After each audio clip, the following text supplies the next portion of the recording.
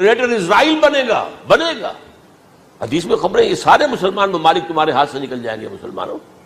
یہ عراق اور اردن اور یہ اور وہ، یہاں تک کہ ترکی، سعودی عرب کا بھی شمالی حصہ نکل جائے گا. البتہ مدینے کا جو ان کا پروگرام ہے اس کو اللہ نہیں پورا ہونے دے گا. مدینے میں داخلے کی ان کو اجازت نہیں ملے گی. بہرحال یہ سارا کچھ ہونے والا ہے. وہ وقت بھی آنے والا ہے کہ حضور کی ایک حدیث کے مطابق ایک شخص کے 1000 بیٹے ہوں گے تو 999 ختم ہو جائیں گے، ایک بچے گا.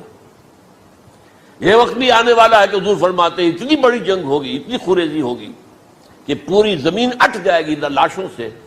تو پرندہ جو ہے کوئی، ایک تو پرندے ہوتے ہیں کہ جو مردار خور ہے، گدھ ہے، وہ تو بڑی خوشی سے اتریں گے، تناول فرمائیں گے لاشوں کو. اسی طریقے سے کوے ہیں، چیلے ہیں. لیکن جو نفاست پسند پرندے ہیں وہ لاش کے اوپر اترنا نہیں چاہتے.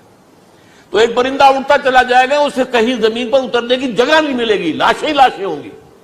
یہاں تک کہ وہ تھک ہار کر اس کی جو ہے پر جواب دے جائیں گے، گرے گا تو لاش پر گرے گا.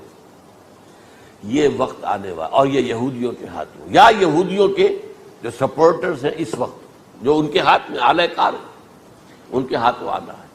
میرے نزدیک اس کام کے لیے اس ملعون قوم کو، کہ جو حضرت عیسیٰ کے زمانے سے ملعون ہو چکی ہے، اس کو باقی رکھا گیا ہے.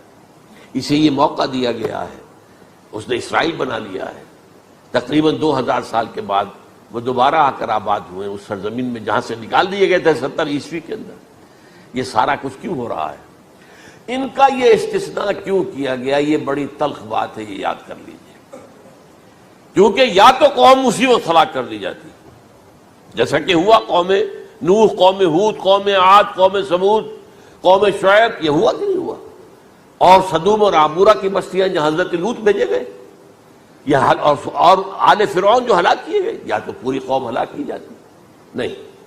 یہ یوں سمجھیے کہ اس پورے معاملے کو درمیان میں سے ایک وقفہ دے دیا گیا، حضرت عیسیٰ کو اٹھا لیا گیا، اور حضرت عیسیٰ دوبارہ آئیں گے. یہ کیوں کیا گیا؟ اب اس میں بڑی تلخ بات آپ سے کہہ رہا ہوں، یہ آپ کے لیے قبول کرنا آسان نہیں، حلق سے نیچے اٹھنے کی مشکل سے. اس قوم کو زندہ رکھا گیا ہے جو ملعون اور مغضوب علیہم قوم ہے. سب سورہ فاتحہ میں مفسرین لکھتے ہیں ضالین، یہ نصارہ ہیں، اور مغضوب علیہم یہ یہودی ہیں. اور قرآن کہتا ہے لعن الذین کفروا من اہل الکتاب علی لسان داؤد وعیسی ابن مریم، لعنت کی گئی. ایک ملعون اور مغضوب قوم کے ہاتھوں آخری امت محمد، اور اس کا بھی بہترین حصہ، اس پر عذاب ان کے ہاتھوں آئے گا. عربوں پر عذاب یہودیوں کے ہاتھوں، اس لیے ان کو بچایا گیا.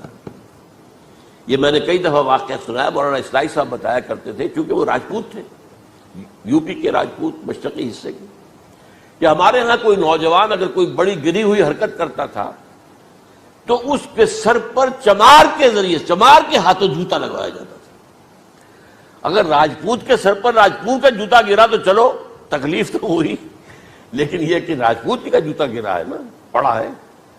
لیکن راجپوت کے سر پر چمار کا جوتا، جس کو آپ انگریزی میں کہتے ہیں to add insult to injury, وہ تکلیف بھی ہے جوتا کھانے کی، اور انسلٹ ہے کہ ایک چمار مار رہا. یہ امت سب سے خیر امت ہے. کنتم خیر امت اخرجت للناس.